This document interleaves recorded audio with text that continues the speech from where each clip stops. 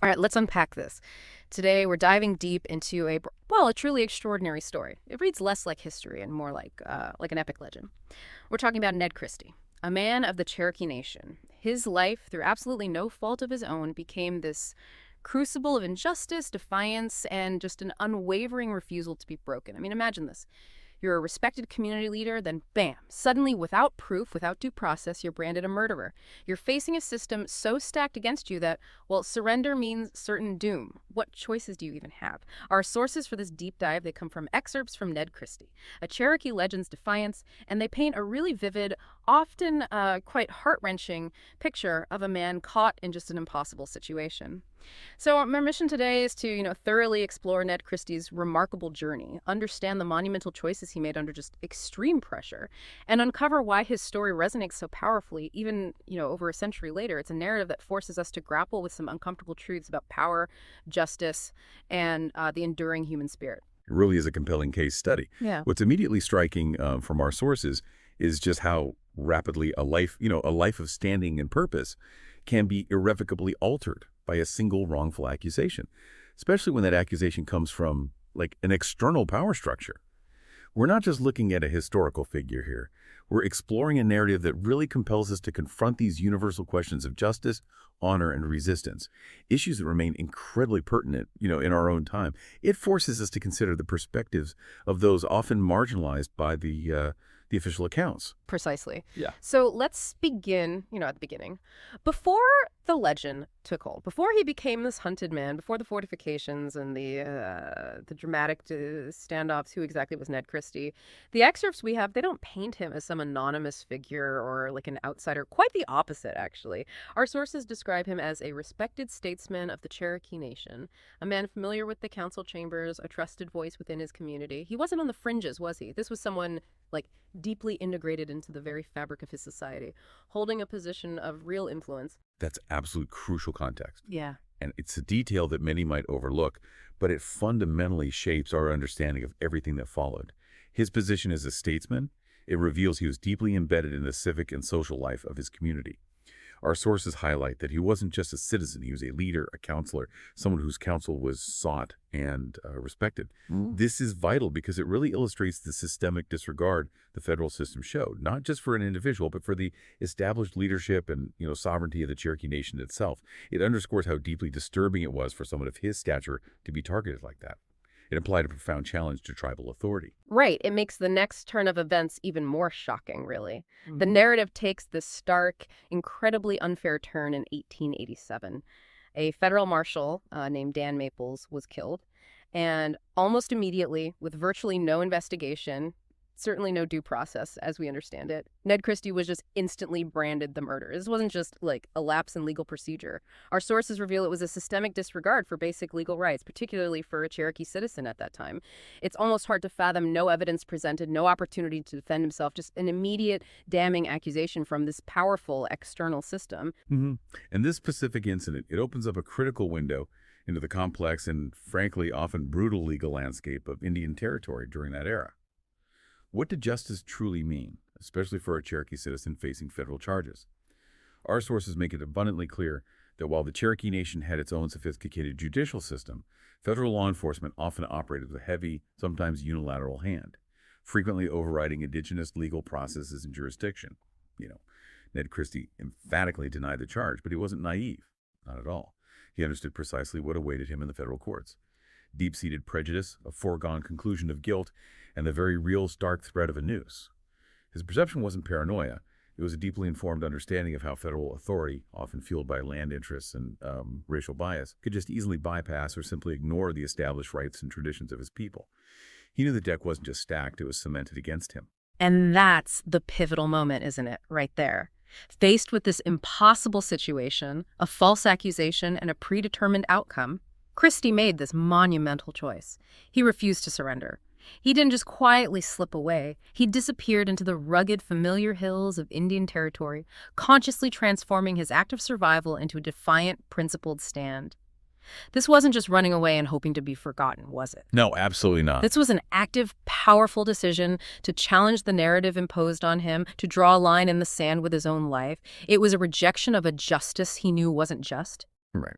To characterize it as merely running away profoundly misses the depth of his conviction. It really does. This was a profound act of resistance, an embodiment of his unshakable belief in his own innocence and a categorical rejection of a legal system he rightly viewed as fundamentally flawed and prejudiced. Our sources emphasize that his refusal to surrender was a clear statement. He would not passively accept an unjust verdict, nor would he allow his honor to be stripped away without a fight. He wasn't just hiding, he was actively asserting, "I will not submit to an unjust fate at your hands." His deep-seated will to live free, to maintain his personal honor and the dignity of his people, that became the driving force behind his every action. In essence, he made a declaration of personal sovereignty in the face of overwhelming external power. And what a stand it turned out to be. For 5 incredibly long years, federal marshals, their deputies, an array of relentless bounty hunters, they pursued him. They considered him a primary target, investing immense resources in his capture, huge resources. But Christie wasn't just a cunning fugitive. He was incredibly resourceful, intimately familiar with his environment. Like you said, he knew the land. Our sources highlight that he built a fortified cabin deep in the wilderness. It's almost a legend in itself, this cabin. This wasn't just a simple log cabin. It was described as a formidable stronghold, strategically placed, practically impenetrable. So what exactly made this fortress so challenging for the lawman, and how did he manage to evade capture for so long against such determined forces? Well, what's truly fascinating here is the potent combination of factors. His intimate, almost symbiotic knowledge of the land, his sheer, unyielding determination, and that powerful, unwavering will to live free. These weren't just personal traits, they were tactical advantages he deployed with remarkable ingenuity. Our sources describe his cabin as a 2-story log house, a genuine marvel of, frontier engineering for defense. It was reportedly constructed of logs thick enough to be bulletproof, with carefully positioned rifle ports offering clear lines of fire in multiple directions. And he situated it atop a bluff, giving him a commanding view of all approaches. It made a frontal assault virtually suicidal for any posse. This wasn't passive defense, it was active, intelligent control of his environment. So he essentially turned his home into a highly defensible, strategic bastion. It's almost like something out of a medieval tale, but yeah, with rifles. Exactly. And the Marshals, despite their numbers and resources, they repeatedly underestimated him. Massively. They launched multiple assaults, often surrounding the cabin, engaging in these intense gun battles, but time and again, they failed. Christie, often with help from family and loyal friends, consistently outmaneuvered, outfought, and outlasted them. His ability to evade capture, to continuously outsmart trained lawmen for half a decade in his chosen familiar territory. It didn't just cement his status as a fugitive, it transformed him into a powerful legend among his own people. And even, grudgingly, among those pursuing him, he became this symbol of resilience. Not just a man struggling for survival, his home literally became a bastion of his defiance, a testament to what one man could achieve when pushed to the absolute limit. It became, frankly, an embarrassment to the federal authorities. An embarrassment indeed.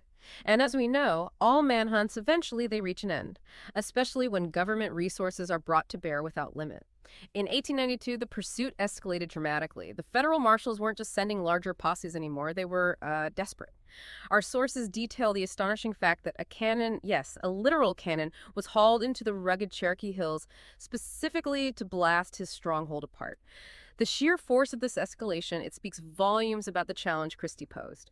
Ned Christie, along with his companions, fell that day amidst the ruins of his bulletproof cabin. It's a violent, dramatic, almost unbelievable end to such a defiant stand, marking the end of this remarkable era of resistance that had lasted for years. It's a poignant, brutal culmination. Yeah. Even in death, the sources emphasize, he refused to be broken. His fortified cabin, his final stand against such overwhelming, disproportionate force. It speaks volumes about a man who literally fought to the last. This isn't just the end of a life. It's the ultimate manifestation of his unwavering refusal to compromise his perceived honor or succumb to a system he viewed as fundamentally unjust. The use of a cannon isn't just a tactical detail. It's deeply symbolic.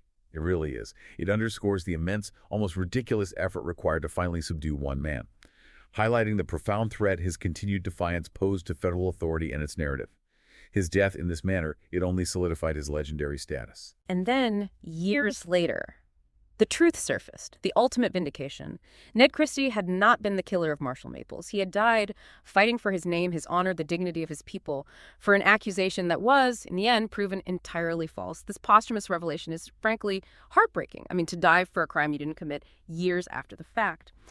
So, what does this all mean for his legacy today? What is the lasting impact of Ned Christie's story, beyond the tragedy? Yeah, if we connect this to the broader implications, his posthumous vindication completely reshapes and indeed elevates his narrative massively. He's remembered not as an outlaw, as he's initially branded by the dominant powers, but as this powerful symbol of resistance against injustice and a testament to the Cherokee Nation's struggle for sovereignty. His story speaks volumes about the profound impact of systemic injustice and the enduring human spirit that stands against it, even, unto death.